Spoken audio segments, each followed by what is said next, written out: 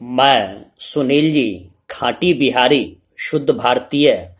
आप बिहार के तमाम छात्रगण जो इंटरमीडिएट 12वीं कक्षा में अध्ययनरत हैं, उनके लिए बायोलॉजी के चौथे चैप्टर, जिस चैप्टर का नाम है जनन स्वास्थ्य, उससे संबंधित बेहद ही रोचक, ज्ञानवर्धक, लाजवाब, अद्भुत आपको लेक्चर सीरीज प्रस्तुत कर रहा हूं और आपको ये कॉन्सेप्ट क्लियर करने में, अवधारणा स्पष्ट करने में इसकी महत्वपूर्ण भूमिका होगी। शुरुआत करता हूं कि विश्व स्वास्थ्य संगठन, वर्ल्ड हेल्थ ऑर्गेनाइजेशन के अनुसार जनन स्वास्थ्य किसको कहा गया है, तो जरा इसको हम लोग जान लेते हैं।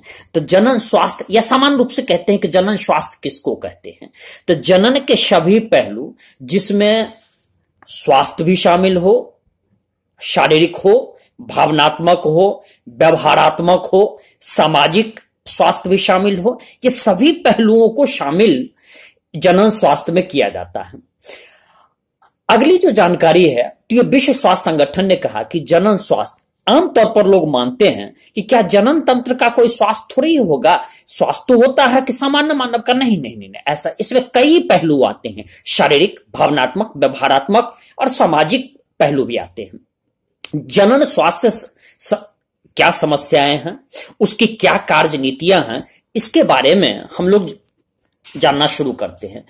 तो देखिए, विश्व में भारत पहला देश है जिसने राष्ट्रीय स्तर पर संपूर्ण जनन स्वास्थ्य को एक लक्ष्य के रूप में लेकर के और कार्य योजना तैयार किया, कार्यक्रम बनाया, और इस कार्यक्रम का शुरुआत में नाम दिया गया था परिवार नियोजन, और अब इसको परिवार कल्याण के नाम से जाना जाता है। परिवार नियोजन या परिवार कल्याण शुरुआत 1951 में की गई थी। कब, याद रखिएगा, कब ऑब्जेक्टिव में पूछेगा, परिवार नियोजन या परिवार कल्याण की शुरुआत कब की गई थी? 1951 में। सुनील जी खाटी बिहारी बोल रहा है, अबे खींच के मारूंगा, 10 मारूंगा, गिनूंगा एक। अरे यार, मारता नहीं हो, ये मेरी बताने की शैली होती है। मैं हंस मजाक करके तुमको पढ़ाऊंगा, आपको पढ़ाऊंगा, आप मेरे अपने हो, और आपको टेप करा दूंगा, याद करा दूंगा, बिल्कुल दिमाग में फिट कर दूंगा। आई जनन संबंधित और भी जितने कार्यक्रम हैं, इसको और भी उन्नत बनाया गया। इसमें जनन और बाल स्वास्थ्य सेवा कार्यक्रम के नाम से यह प्रसिद्ध हुआ। इसमें श्रव्य और दृश्य, श्रव्य ऑडियो, दृश्य विजुअल, इन दोनों के माध्यम से सरकारी अर्थात स्वयं गवर्नमेंट और गैर सरकारी संगठन, एनजीओ, जिसको नॉन गवर्नमेंटल ऑर्गेनाइजेशन कहते हैं, इन दोनों ने मिल करके और विभिन्न पहलुओं के प्रति जागरूकता फैलाने का काम किया। यौन शिक्षा को बढ़ावा देना चाहिए, इस पर ऐसा नहीं है, आमतौर पर इस पर घर में चर्च नहीं किया जाता है। परिवार के बड़े बुजुर्ग चर्च नहीं करना चाहते हैं, इसलिए नहीं करना चाहते हैं, उनको लगता है कि कहीं बच्चे पर इसका गलत असर न पड़े। लेकिन इस धारणा से मुक्ति मिल सके कि यौन संबंधित गलत जानकारी न मिल जाए बच्चे को, तो इसके लिए, या युवक को मिल जाए जिसके कारण नुकसान हो। तो लोगों को जनन अंग, किशोरावस्था में शरीर कई तरह से हार्मोनल शारीरिक परिवर्तन के दौर से गुजरता है, और उसमें किस तरह के परिवर्तन सुरक्षित और स्वच्छ यौन क्रिया, यौन संचारित रोग, खास करके एड्स के बारे में जानकारी इसमें दी जाती है। जनन स्वास्थ्य कार्यक्रम के अंतर्गत जनन संबंधी समस्या में सगर्भीय प्रसव, जब इसमें बच्चे का जन्म होता है, वो यौन संचारित रोग, गर्भ निरोधक के बारे में आपको, माहवारी की समस्या, मादा भ्रूण हत्या पर कानूनी रोक, इन सब के बारे में कई तरह की जानकारी इसमें शामिल होती है। जैसे कि आप देखिएगा, मैं एक एग्जाम्पल देता हूं कि मादा भ्रूण हत्या में क्या होता है कि कुछ डॉक्टर, जो कि बिल्कुल दंडनीय अपराध है, इस पर सरकार ने कठोर कानून बनाया है कि भ्रूणीय लिंग निर्धारण, इसमें कि गर्भ के आरंभ के दौरान पर वर्धनशील भ्रूण के चारों ओर तरल पदार्थ होते हैं, उसके गुणसूत्रीय प्रतिरूप के आधार पर ये जान लेते हैं कि ये आगे जाकर के जन्म ले करके ये पुत्र होगा कि पुत्री होगा, और इसको बता करके जो पुत्र के चाह में रहते हैं वो कभी कभी मादा भ्रूण हत्या कर देते हैं। इसके कारण सरकार ने कठोर कानून बनाया है। हरियाणा या आप चले आइए, हरियाणा चले आइए, दिल्ली चले आइए, और भी कई विकसित स्टेट है। मैं किसी खास राज्य का नाम नहीं लेना चाहता हूं। हर जगह कमोबेश इस तरह की स्थिति है जब मादा भ्रूण हत्या, लेकिन अब इसको सरकार ने बहुत हद तक इस पर विराम लगा दी है। एक आपने नाम सुना होगा सहेली, गर्भ निरोधक गोली, जिसका खोज भारत में लखनऊ की केंद्रीय औषध अनुसंधान संस्थान सेंट्रल ड्रग रिसर्च इंस्टीट्यूट ने किया था। शॉर्ट फॉर्म में इसको CDRI कहते हैं। इसने किया है। इसके भी बारे में बहुत जगह आप प्रचार में देखे होइएगा, पोस्टर में देखे होइएगा, टीवी पर या रेडियो पर प्रचार में सुनते होइएगा। ये सब भी इसी जनन स्वास्थ्य के ही अंतर्गत आता है। इसी के तहत हम लोग एक सेगमेंट का अध्ययन करते हैं कि जनसंख्या विस्फोट और जन्म नियंत्रण किस प्रकार करें। तो ऐसा आप जाने कि 1900 ईस्वी तक विश्व की जनसंख्या लगभग 2 अरब के आसपास थी, लेकिन आज 2000 ईस्वी में तेजी से बढ़ करके 6 अरब से पार कर चुकी है। जबकि भूमि बिल्कुल सीमित है, उतना ही है, भूमि का फैलाव नहीं हुआ है, लेकिन जनसंख्या का फैलाव 3 गुना हो गया है। भारत के संदर्भ में जान लीजिए कि भारत की जब आजादी मिली थी तो उस समय भारत की जनसंख्या 35 करोड़ के लगभग थी, लेकिन सन 2000 में 1 अरब भारत की जनसंख्या पार कर गई। और 2020 में यदि आप देखिएगा तो भारत की जनसंख्या 1 अरब 30 करोड़ पार कर गई है। संक्षेप में कह सकते हैं कि दुनिया का हर छठा आदमी भारत का ही है। इसको हम ये कह सकते हैं। इसका कारण एक और कारण है कि मातृ मृत्यु दर और शिशु मृत्यु दर में कमी आया। इस वजह से जनन आयु के लोगों में संख्या में वृद्धि हुई और 2001 के जनसंख्या के अनुसार यह वृद्धि दर 1.7% है। यदि ये भी वृद्धि दर को यदि इसको न घटाते हैं, यदि मेंटेन रहता है, तो हम ऐसा कह सकते हैं कि 1000 में 17 व्यक्ति लगभग बढ़ रहे हैं प्रति वर्ष के हिसाब से। इस वृद्धि दर से 33 वर्ष में 33 ईयर्स में भारत की जनसंख्या 2 गुनी हो जाएगी। आप कल्पना कीजिए कि 33 वर्ष के बाद यदि भारत की जनसंख्या ऐसा होना, लेकिन ईश्वर न करे, अल्लाह न करे कि ऐसा हो 6 अरब से 12 अरब हो जाए। 6 अरब नहीं कह रहा हूं मैं, क्षमा चाहता हूं कि यदि 1 अरब 30 करोड़ से 2 अरब 60 करोड़ हो जाए तो कितना बड़ा नुकसान होगा, क्योंकि भारत में जनसंख्या का प्रस्फोट हो जाएगा। ऐसा नहीं होने चाहिए, इस पर नियंत्रण करना चाहिए। इस प्रकार के समस्या से निपटाने के लिए कई तरह के कार्यक्रम चलाए गए हैं, जैसे गर्भ निरोधक उपाय हैं। संचार माध्यम में आप विज्ञापन में देखे होइएगा, हम 2 हमारे 2 का नारा प्रदर्शित किया गया है। बहुत सारे शहरों में तो कामकाजी युवा दंपति ने तो ये फॉर्मूला अपना लिया है कि हम 2 हमारे 1, अर्थात एक ही बच्चे। और गांव में कहा जाता है कि हम 2 हमारे 2, माने मम्मी पापा टिन्नी मिन्नी, बस उससे ज्यादा नहीं। ये नहीं कि उसके बाद और भी पैदा ले, चुनमुन्नी पैदा ले, अथी पैदा ले, टिन्नी पैदा ले, मिन्नी पैदा ले, गिन्नी पैदा ले, और उसके बाद रमेश, दिनेश, गणेश, मैंने अंतहीन पैदा ले। ऐसा नहीं, मैं हंस मजाक में कर रहा हूं, ना ही मैं रमेश, दिनेश, गणेश इन सब पर कोई मजाक उड़ा रहा हूं। जी नहीं सर, इसका आप नियंत्रण रखें, ये कहना है। तो परिवार का आकार छोटा करने में गर्भ निरोधक का प्रयोग महत्वपूर्ण है। गर्भ निरोधक ऐसा होना चाहिए जिसके उपयोग से कामेच्छा, मैथुन में बाधा ना हो, लेकिन इसका कोई साइड इफेक्ट ना हो, अनुषंगी प्रभाव ना हो। गर्भ निरोधक मुख्य रूप से इसको निम्न श्रेणी में हम लोग बांट सकते हैं, जैसे प्राकृतिक और परंपरागत रूप में, दूसरा बैरियर के रूप में, तीसरा इसको कहते हैं IUD और इंट्रा यूटेरन डिवाइस, इसको कहते हैं इसमें कि इंट्रा यूटेरिना डिवाइस, जैसे कॉपर हुआ, या मुंह से लेने वाली गर्भ निरोधक गोलियां, टीका के रूप में, शल्य क्रियात्मक के रूप में, ऑपरेशन करके। तो इन सब विधि के बारे में थोड़ा सा गहराई में हम जानते हैं।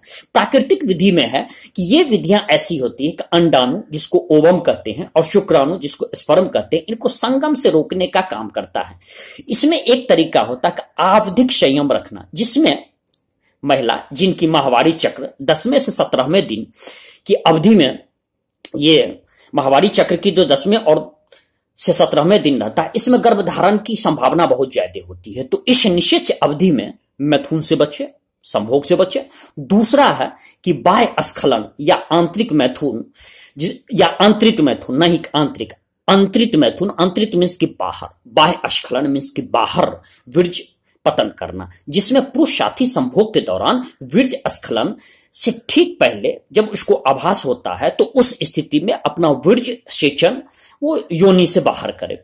तीसरा तरीका है कि ये प्राकृतिक तरीका है कि स्तनपान अनार्तव इसको कहते हैं, अंग्रेजी में कहते हैं लैक्टेशन एमेनोरिया। इस विधि से ऐसा कहा जाता है, ये ईश्वर के द्वारा ही प्रदत्त किया गया है कि माता शिशु के जन्म लेने के बाद यदि पूर्णतः स्तनपान कराना जारी रखती है, यह अवधि 4 से 6 माह का होता है, बच्चे के सिर्फ दूध पर ही टिका रहता है, तो उस स्थिति में उनके गर्भधारण की बहुत कम संभावना, न के बराबर संभावना रहती है। इसमें चूंकि कोई दवा का प्रयोग नहीं होता है, इसलिए साइड इफेक्ट का तो कोई परेशानी ही नहीं है। इसलिए बच्चे का जब जन्म हो तो उस स्थिति में हर महिला को स्तनपान कराना चाहिए, खास करके शहरी परिवेश की महिला, इनके ये बच्चे को स्तनपान उस अनुसार नहीं कराते हैं तो वो बाद में उसके स्वास्थ्य के लिए भी समस्या होता है। अब अगला ये रोध बैरियर विधि,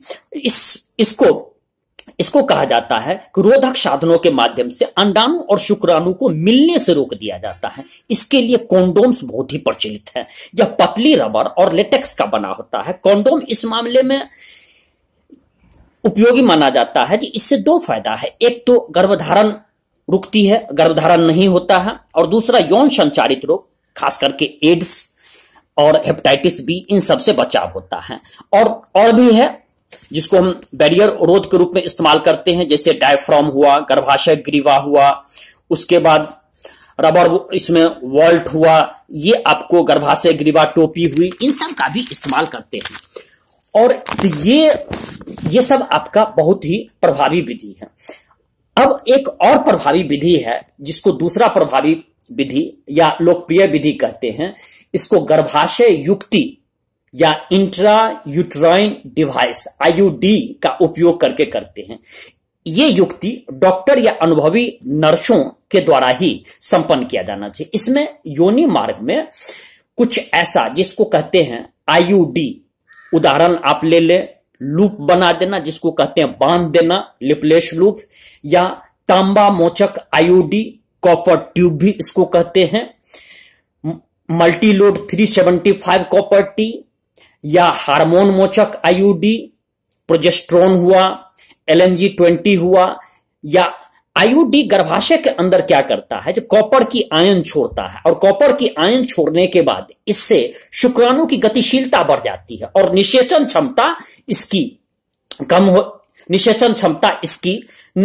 कम हो जाती है, और भ्रूण का रोपण को यह अनुपयुक्त बना देता है, जिससे औरत गर्भावस्था पर गर्भधारण न कर पाती है। और ये उनके लिए है उपयोगी जो बच्चों के जन्म में अंतराल चाहते हैं, उनके लिए आईयूडी एक आदर्श गर्भ निरोधक प्रणाली है। अब गर्भ निरोधक गोली के बारे में जाने। इसमें प्रोजेस्ट्रोन और एस्ट्रोजन के संयोजन से बनता है। ये मुंह में पिल्स भी इसको कहते हैं, गर्भ निरोधक पिल्स इसको, और के रूप में लिया जाता है। इसको लेने का तरीका यह है कि 21 दिन तक ली जाती है। माहवारी के प्रथम 5 दिन पहले से शुरू करना चाहिए, या पहले दिन से तो निश्चित शुरू कर देना चाहिए, और गोली समाप्त होने के 7 दिन बाद जब पुनः माहवारी शुरू हो जाती है तो फिर उसी तरह से उसको चालू कर देना चाहिए। गर्भ निरोधक गोली क्या करता है कि गर्भाशय ग्रीवा की श्लेष्मा को के गुण को, क्वालिटी को उसको बदल देता है, जिससे उसमें शुक्राणु प्रवेश नहीं कर पाता है। और ये गोलियां काफी प्रभावशाली और बहुत कम साइड इफेक्ट वाली होती हैं। तो सहेली नाम की गर्भ निरोधक गोली भारत में काफी प्रचलित है। और अगली जो प्रक्रिया है वो है शल्य क्रिया, इसको बांधकरण भी कहते हैं। ये अस्थायी रूप से गर्भधारण की क्षमता को हटाने के लिए या इसको समाप्त करने के लिए किया जाता है। इसको अंग्रेजी में वेस्क्टोमी भी कहते हैं, जिसको शुद्ध हिंदी में शुक्रवाहक उच्छेदन कहते हैं, और महिलाओं में इसको ट्यूबोकटोमी कहते हैं, जिसको नल का उच्छेदन कहते हैं। इसमें होता क्या है कि सामान्य भाषा में पुरुष या महिला नसबंदी भी इसको कहते हैं। इसमें शुक्रवाहक अंडकोश अथवा स्त्री के उदर पर छोटा सा चीरा लगाते हैं और इसमें योनि द्वार में डिंब वाहिनी नली या शुक्रवाहक का जिसको अंडकोश से छोटा सा इसमें चीरा लगा करके उसके निकट तक पहुंच जाते हैं और उसको छोटे भाग को काट देते हैं और काटने के बाद क्या करते हैं, दोनों साइड को सील देते हैं। इसके कारण क्या होता है कि अब आपको निषेचन की संभावना ही नहीं रहती है। और अब निषेचन जब ना होगा तो गर्भधारण ना होगा।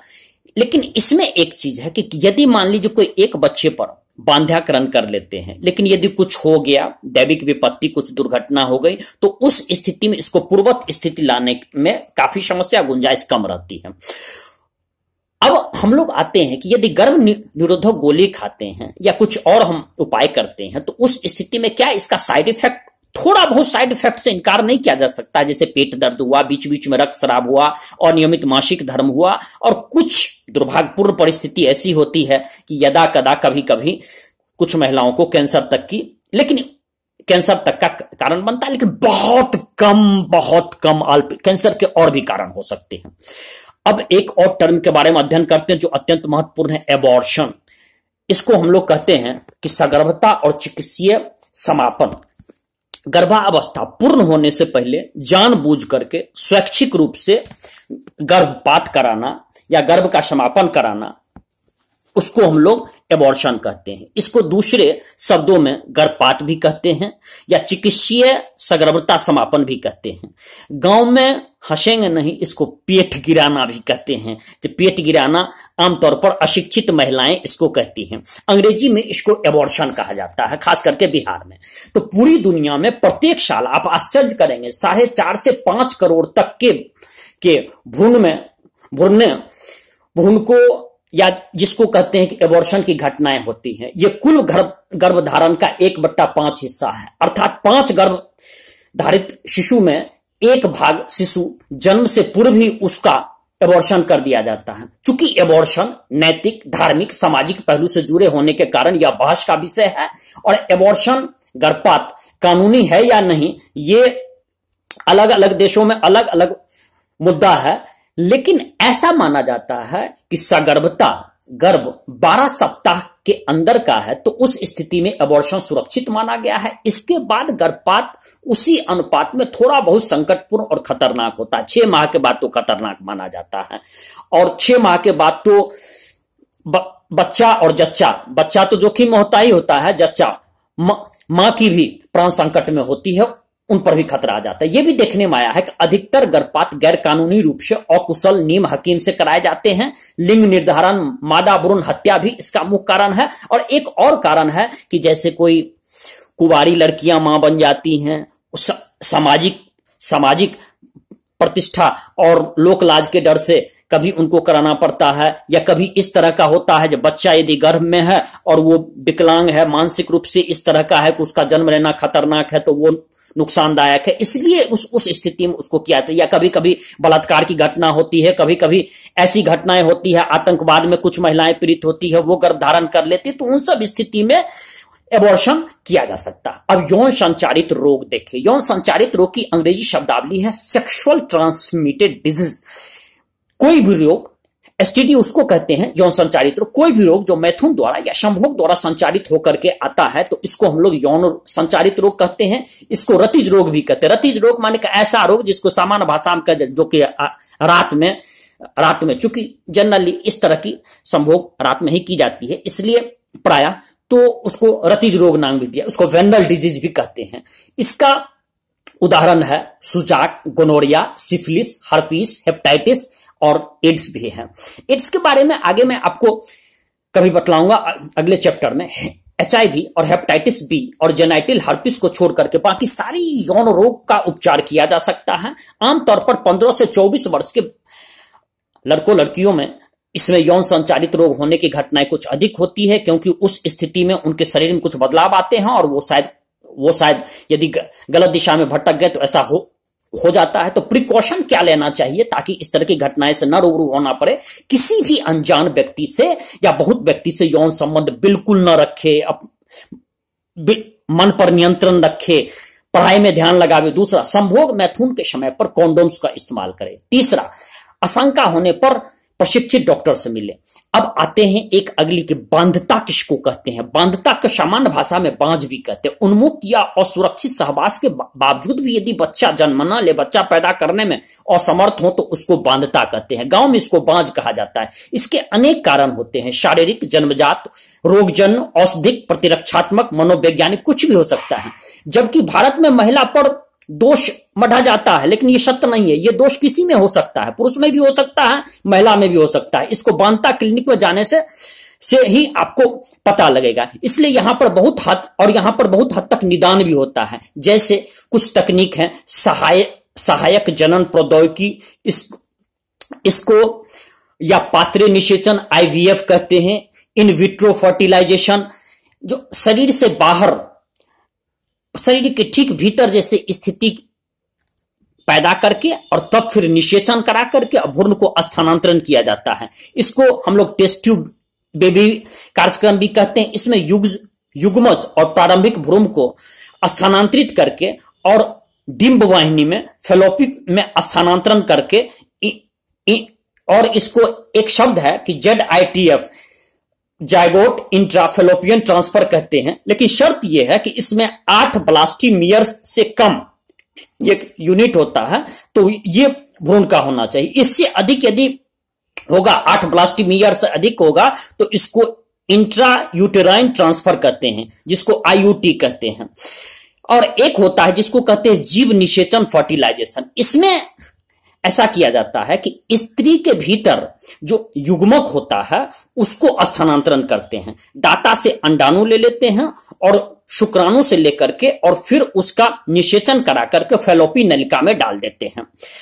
कभी कभी ऐसा होता है कि जिनकी शुक्राणु की संख्या कम होती है, तो उनको कृत्रिम वीर्यसेचन करके और फिर किसी और पति और स्वस्थ दाता से सहायता लेकर के और गर्भाशय में उसको डाला जाता है।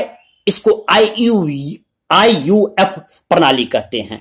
और एक होता है कोशिका शुक्राणु निक्षेपण। इसमें किया जाता है कि कुछ के शुक्राणु ऐसा होता है कि वो आपको अंडाणु में निक्षेपित नहीं हो पाता है, तो इसमें आपको कृत्रिम ढंग से निक्षेपित करा करके और तब इसमें गर्भधारण करने की कोशिश की जाती है। इस तरह से इतनी ही बातें आपको आती है। आप बार बार इस वीडियो को सुनेंगे, आपको इससे जानकारी परिपूर्ण मिलेगी। और इस तरह से मैं ये 12th का चौथा चैप्टर जनन स्वास्थ्य को यहीं पर अंत करता हूं, और बहुत जल्दी मैं आपको अगले चैप्टर में मिलूंगा। और मैं पुनः आपसे आग्रह करना चाहता हूं कि यदि अब तक आपने सुनील जी खाटी बिहारी यूट्यूब चैनल को सब्सक्राइब ना किया, अरे बाबा सब्सक्राइब कर ले, फ्री है, कोई शुल्क नहीं लगता है। कमेंट कर, लाइक कर, शेयर कर, अपने मित्रों में बांट दे। और इसी के साथ मैं सुनील जी खाटी बिहारी विदा ले रहा हूं। जय बिहार, जय भारत।